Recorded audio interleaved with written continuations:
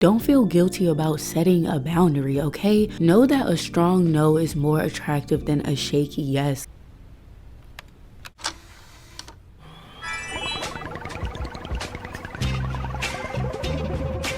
Hello cuties, welcome back to our sacred garden. And if you are new here, then hi, I'm Shavion, and we're just gonna dive right in. I used to always think that in order to be liked, I had to be a good girl, a nice girl. Above all, just make them feel comfortable no matter how much it bends you out of shape. I used to say sorry after every sentence because each word felt like an insult waiting to be discovered, until I realized how every sorry deleted every word before it, and that I couldn't be mad at the world for ignoring how tired I was, for not seeing my needs when I was the one running to silence them. Now, as a girly with BPD and ADHD growing up, I wasn't always this minimized version of myself. School always felt more structured to me, less dangerous, so I let it all hang out. And many people applauded me for being so myself. I was told I made them feel more human. So even though I was that annoyingly loud bitch in the morning, I always had someone curious to know me. When I'm not hiding away like a little elf in a forest and I actually decide to show my face to the world, I realized I'm such a freaking charmer. Like, I absolutely love making people smile. Yes, leave this interaction feeling just a little magical. Something about that, like, it really gets me going. And I don't make people smile in this try hard, people pleasing way that young Shay used to do. No, sometimes I like to tease, you know what I'm saying? I'm a little mean with it. Sometimes I'm silly, you know?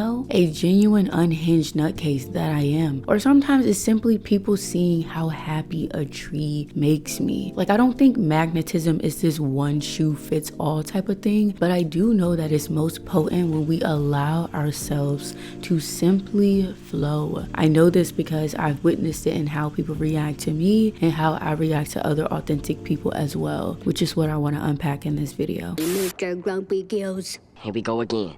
When life gets you down, you know what you gotta do? Shut your bitch ass! Just keep swimming. Just keep swimming. Just keep swimming, swimming. Lord have mercy.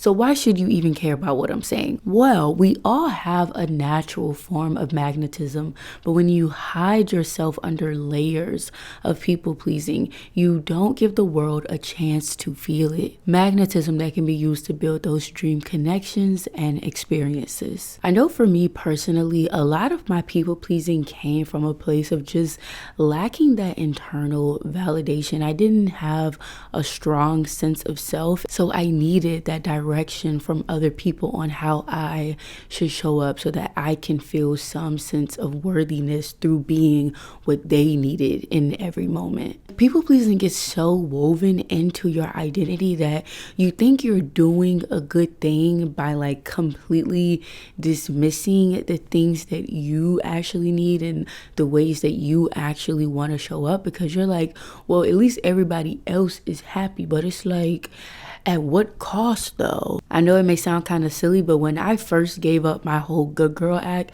I genuinely thought the world was gonna come against me and just hate me. And I'm like, bro, I'm about to be damned to hell. Like, this is me. I'm a mean girl now. Like, I'm the worst person in the world. Like, please arrest me. Like, literally just had a full tower moment because I wanted to finally advocate for my needs, and I didn't know what that would be met with. I didn't know what that would feel like, and so I was afraid to do so, and I thought that everybody would hate me. And to be fair, I did start to annoy a lot of people, but it was people who couldn't hold the capacity to love me in the first place. It was people who I had created this codependent relationship with that honestly could never survive in a healthy, loving dynamic. So in hindsight, I'm very grateful that those relationships fell away so that I can make room for those reciprocal relationships that I have now. But in order to get there, you really have to ask yourself, who am I underneath who I think I need to be to keep the peace? And I have other prompts like this in my Ko-fi that you can download down below. But yeah, like, you really have to figure out who you are outside of external validation, outside of these people that you're constantly trying to please. Like, what is the real you? Not just this NPC who's waiting for somebody to walk past and click X. Ugly duckling. I will not tolerate rude behavior at the expense of a fellow... No worries, Mr. Wollensworth.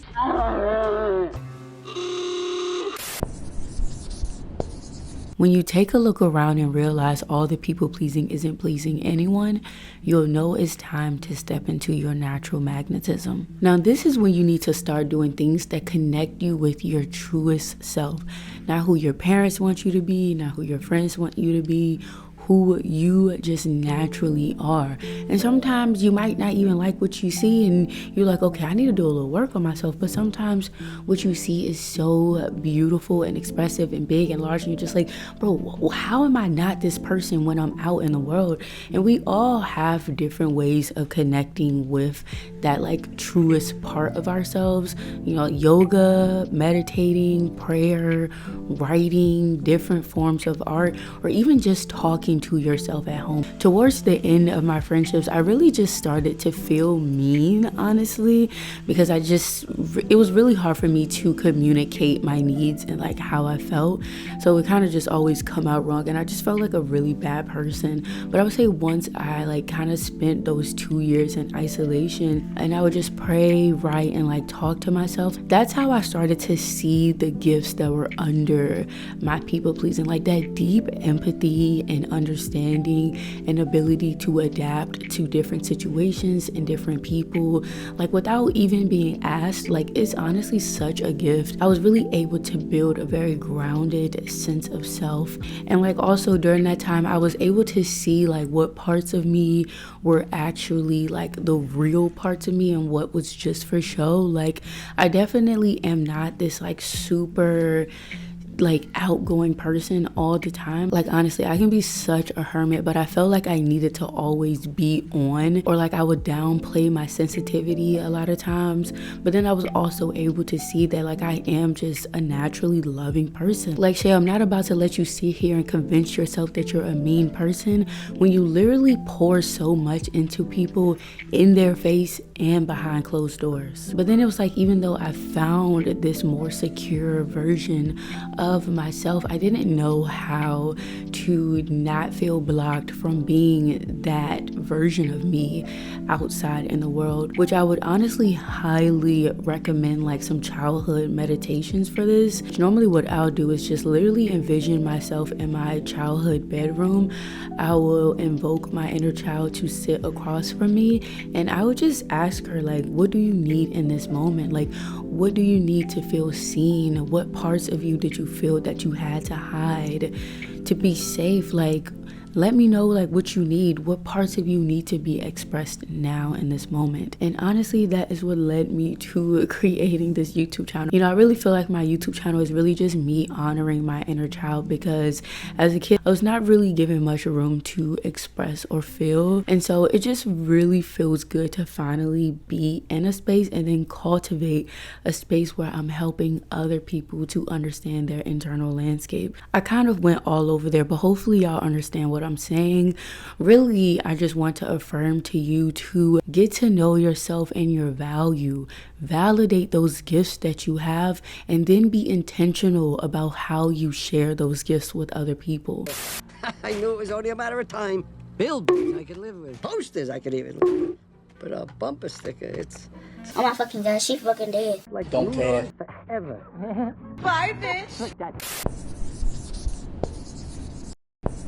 Now, how will you keep yourself from falling into the nice guy role in the outside world? You have to bring your truest expression of you into every space you walk into. This isn't something to negotiate. If you can't be there, you don't need to be there. For me, it's honestly so easy to do this because I invite others to do the same. So it's like we're just all unzipping and running around as our inner child, and it just I don't know, it creates a space of real connection, and it makes me feel good. Like, I'm not saying you'll never have to code switch, but like, you should never be fully abandoning yourself to like fit in somewhere. And if something isn't sitting right with you, or if people is doing things that you just don't want to be involved in, don't feel guilty about setting a boundary, okay? Know that a strong no is more attractive than a shaky yes. Like, at the end of the day, it's gonna come with more respect when you hold yourself to certain standards and you don't let other people like sway that just so that you can fit in, just so that you can feel like you're a part of the crowd. I don't know if I'm explaining this well, but definitely take that empathy that you have for other people and apply it to yourself when you are in spaces with other people. Do not overanalyze everything that you are doing. Allow yourself to simply be. Allow other people to simply be. Just take judgment out of the situation for a second. We don't always have to be prepping for Judgment Day. Like, you are allowed to simply exist. And when you exist with other people, you make other people feel more safe to exist, because in a lot of spaces, people really aren't able to. A lot of people feel like how you usually do, like you have to put on an act or a show in order to be seen, in order to be accepted. But when you say fuck all of that and you show up as your most authentic self, people are like, okay, like, I want to be with that person. And boom, you've created some genuine connections and experiences that are full with empathy and being seen, something that is just missing from a lot of spaces nowadays. I do just want to take a second to address the elephant in the room, the elephant being orange and a tyrant. So I posted a video on my TikTok addressing the whole conversation around Black people feeling like this isn't our fight. And I got a lot of hate, to say the least. I'm not gonna lie, I did shed a tear one night, but now I simply don't care. Like, I will not be shamed into silencing my empathy, and my platform will always be a place of encouraging people to do what they can. An unlawful president is a threat to us all, and despite our differences in history, we need to stand together in this moment. Now, I'm not going to act like some political expert, so I definitely encourage y'all to tap in with people who are actually out there in the streets, people who know a lot about the policies being written. Also, if you have any helpful resources, definitely drop those in the comment section. But yeah, I'm honestly just so grateful for this community that we've been building here. I decided to be more consistent on YouTube a year and a half ago, and it has truly changed my life in so many small ways. I started at 1,000 subs and we're almost at 20K. Every day I get a little closer to my goal of being a full-time creator, and I'm just so thankful for all the cuties who've been supporting me along the way. You gotta believe me this time. No, son. I don't. They ask you how you are, you just have to say that you're fine when you're not really. I think it's so life-changing asking yourself, who am I underneath the layers of who I've been told I need to be? And if you would like more prompts and affirmations to help you unpack this, I currently have 3 downloadable worksheets in the description. The very last one that I did honestly ended up meaning so much to me, because like, it came at a random moment at night and I just could not go to sleep until I wrote it all out, even though no one has bought it yet. Definitely check it out if you're interested. It is available in the description. But yes, that is all I have for y'all today. Share the video with someone you think may enjoy it. Comment a orange emoji and a butterfly emoji if you have made it this far. And if you haven't subscribed already, thank you for subscribing. Welcome to the cutie gang. Also check out the description for the audio version of this, as well as other special links. But yes, I love you, cutie, and I will see you in the next one. Bye. This is not real. It's just